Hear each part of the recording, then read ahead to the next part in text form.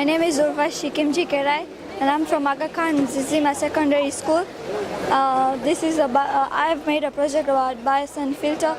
It's very useful in areas like Tanzania. As you know, it's a LEDC country, a less developed country, and we all need these filters. And it's not even costly. We made this filter in about 5,000 shillings. Biosand filter it's also traditional. It has been used about 200 years back, and it's still been produced in many other countries, but not in Africa.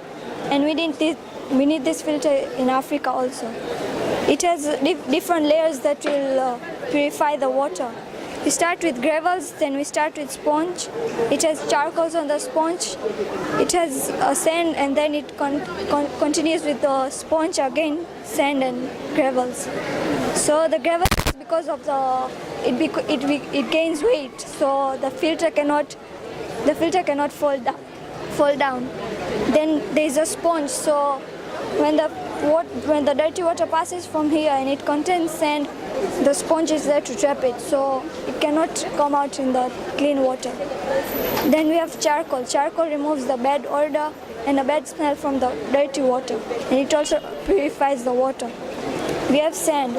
Sand has different things that the sand can do. It occurs natural death of the pathogens in the dirty water.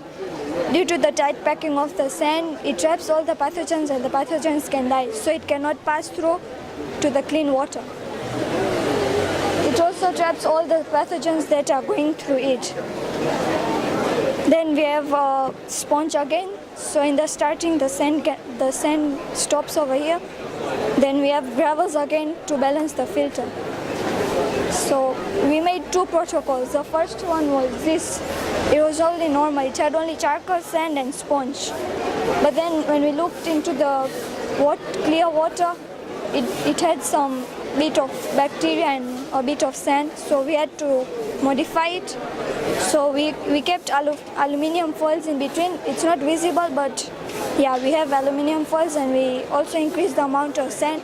As it is biosand filter, so the sand is the major thing in the filter, and we also increase the amount of charcoal.